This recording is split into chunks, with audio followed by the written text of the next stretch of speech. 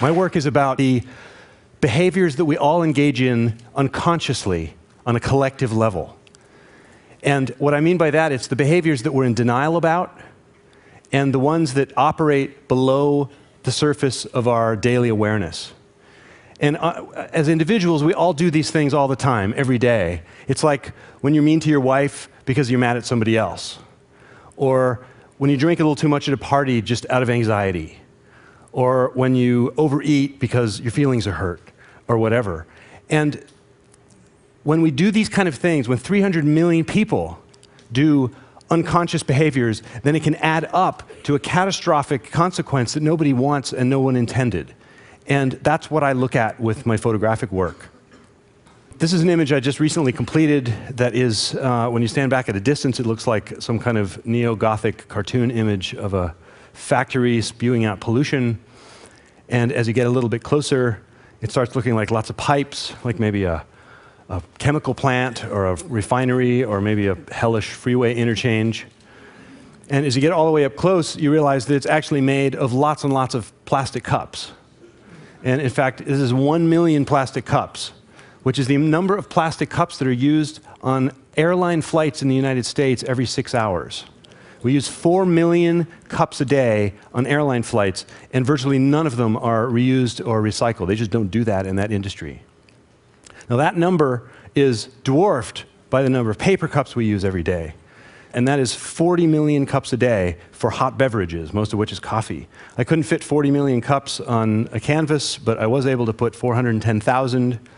That's what 410,000 cups looks like. That's 15 minutes of our cup consumption. And if you could actually stack up that many cups in real life, that's the size it would be. And there's an hour's worth of our cups, and there's a day's worth of our cups. You can still see the little people way down there. That's as high as a 42-story building, and I put the Statue of Liberty in there as a scale reference. Speaking of justice, there's another phenomenon going on in our culture that I find deeply troubling, and that is that America right now has the largest percentage of its population in prison of any country on earth. 1 out of 4 people, 1 out of 4 humans in prison are Americans in prison in our country. And I wanted to show the number. The number is 2.3 million Americans were incarcerated in 2005, and that's gone up since then, but we don't have the numbers yet. So I wanted to show 2.3 million prison uniforms. And in the actual print of this piece, each uniform is the size of a nickel on its edge. They're tiny. They're barely visible as a piece of material. And to show 2.3 million of them required a canvas that was larger than any printer in the world would print. And so I had to divide it up into multiple panels that are 10 feet tall by 25 feet wide. This is that piece installed in a gallery in New York. Those are my parents looking at the piece. Every time I look at this piece, I always wonder if my mom's whispering to my dad, he finally folded his laundry. I want to show you some pieces now that are about addiction, and this particular one is about cigarette addiction. I wanted to make a piece that shows the actual number of Americans who die from cigarette smoking. More than 400,000 people die in the United States every year from smoking cigarettes. And so this piece is made up of lots and lots of boxes of cigarettes, and as you slowly step back, you see that it's a painting by Van Gogh called Skull with Cigarette. It's a strange thing to think about that on 9/11, when that tragedy happened, 3,000 Americans died. And do you remember the response? It reverberated around the world and will continue to reverberate through time. It'll be something that we talk about in 100 years. And yet on that same day, 1,100 Americans died from smoking. And the day after that, another 1,100 Americans died from smoking. And every single day since then, 1,100 Americans have died. And today, 1,100 Americans are dying from cigarette smoking. And we aren't talking about it. We dismiss it. The tobacco lobby, it's just too strong. We just dismiss it out of our consciousness. And knowing what we know about the destructive power of cigarettes, we continue to allow our children, our sons and daughters, to be in the presence of the influences that start them smoking. And this is what the next piece is about. This is just lots and lots of cigarettes. 65,000 cigarettes, which is equal to the number of teenagers who will start smoking this month and every month in the US. More than 700,000 children in the United States, age 18 and under, begin smoking every year. One more strange epidemic in the United States that I want to acquaint you with is this phenomenon of abuse and misuse of prescription drugs. This is an image I made out of lots and lots of Vicodin. Well, actually, I only had one Vicodin that I scanned lots and lots of times. And so as you stand back, you see 213,000 Vicodin pills, which is the number of hospital emergency room visits yearly in the United States attributable to abuse and misuse of prescription painkillers and anti-anxiety medications. 1/3 of all drug overdoses in the US, and that includes cocaine, heroin, alcohol, everything. 1/3 of drug overdoses are prescription medications.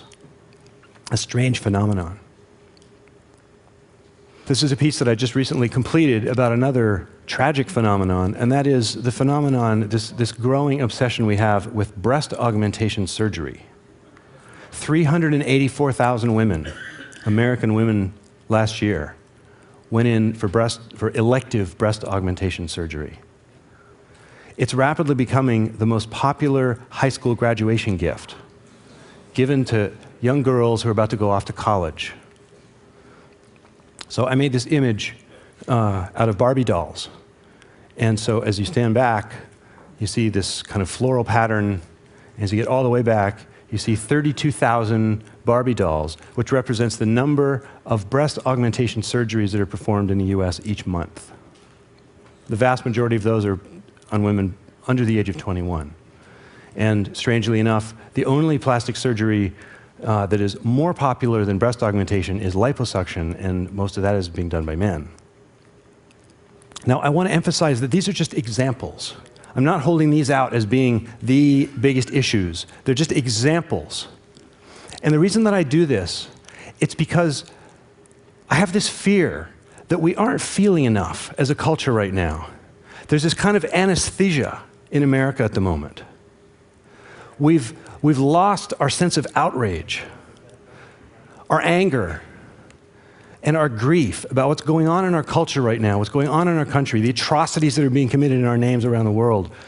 They've gone missing. These feelings have gone missing. Our cultural joy, our national joy is nowhere to be seen.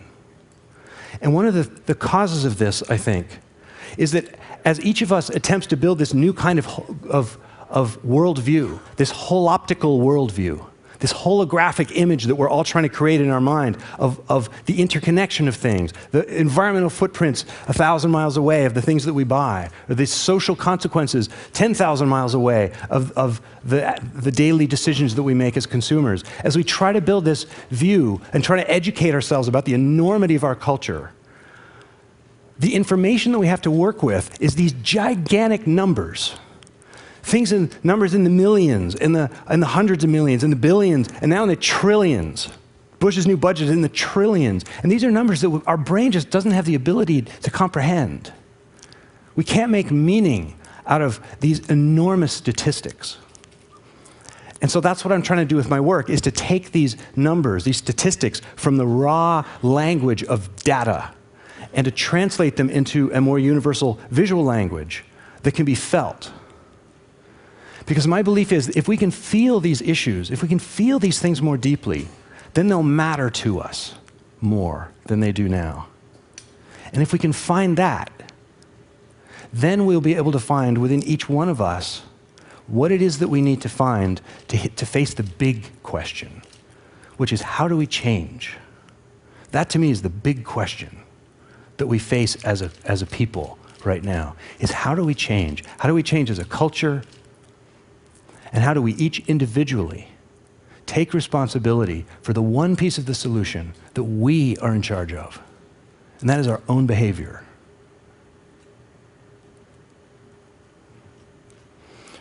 My belief is that you don't have to make yourself bad to look at these issues. I'm not pointing the finger at America in a blaming way. I'm simply saying this is who we are right now. And if there are things that we see that we don't like about our culture, then we have a choice.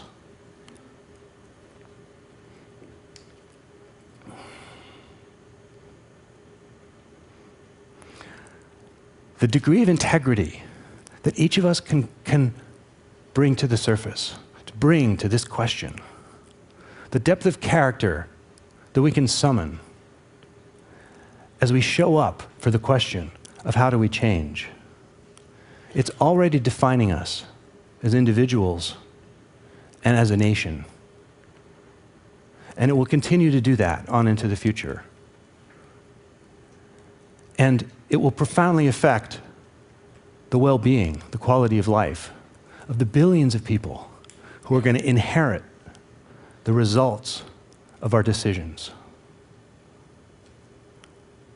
I'm not speaking abstractly about this.